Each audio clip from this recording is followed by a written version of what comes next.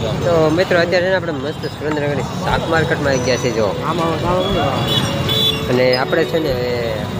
જાણો ને શું શાક માર્કેટમાં શું ભાવ હોય શાકભાજીના અલગ અલગ અને પીઠમાં શું ભાવ હોય મોટી ખેડૂત પર ડાયરેક્ટ મૂળ લેવા ગયા તો ચાલો તમને આગળ જણાવીએ પેલા ભાવ પૂછી લઈએ પછી રૂમેદન બધી ડિટેલ આપી દઈએ ચાલો તો ફાઇનલી મિત્રો અત્યારે મસ્ત રૂમે આવી ગયા છે શાક માર્કેટમાંથી અને આપણે બધા જ શાક માર્કેટના જો નોટમાં ભાવ લખ્યા છે નોટ કીધી છે તો તમને બધા જણાવવા શું ભાવ લે છે આમાં આપણે બે રીતે લખ્યું છે એક છે રાજકોટના પીઠના જ્યાંથી મેન ખેડૂત પાસેથી જથ્થાબંધ લેવામાં આવે છે અને એક છે અહીંયા શાક માર્કેટમાં જ્યાં વેચાય બીજા લોકોને વેચવામાં આવે સિટીમાં તો એ રીતે આપણે ભાવ લખેલા છે તો એ તમને હું જણાવું તો સૌથી પહેલાં છે લીંબુ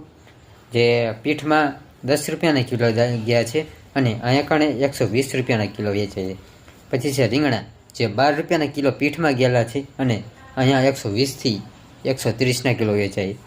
એના પછી છે આદુ જે 25 રૂપિયાનું 100 ગ્રામ છે એનું આપણે પીઠનો ભાવ નથી જાણ્યો તેના પછી છે ચોરીનો ભાવ પીઠની વાત કરીએ તો ત્યાં 40 રૂપિયાનો કિલો ગયો છે ને અહીંયા 120નો કિલો પછી છે ભીંડો જે પીઠમાં 30 રૂપિયાનો કિલો ગયો છે અને અહીંયા 30 રૂપિયાનો 250 ગ્રામ એટલે કે 120 રૂપિયાનો કિલો પછી છે તીખા મરચાં જે પીઠમાં 30 રૂપિયાના કિલો ગયા છે અને અહીંયા કણે છે 100 રૂપિયાથી 120 રૂપિયાના કિલો એના પછી છે કાકડી જે 30 રૂપિયાની 250 ગ્રામ એટલે કે 120 રૂપિયાની આસપાસ થાય છે પરંતુ આપણે પીઠમાંથી નથી જાણેલો જ્યાં અહીંયા કણે વેચાણી જ નથી એના લીધે ભાવ નથી આવેલા એના પછી છે બટેટા જે તો નોર્મલ 25-30 કિલો ગયા પછી છે દૂધી જે પીઠમાં 10 રૂપિયાની કિલો ગઈ છે અને અહીંયા વાત કરીએ તો 40 રૂપિયાની કિલો 40થી 60 એટલે એનો બહુ વધારે ન કહેવાય વાંધો નહીં ગુવાનો છે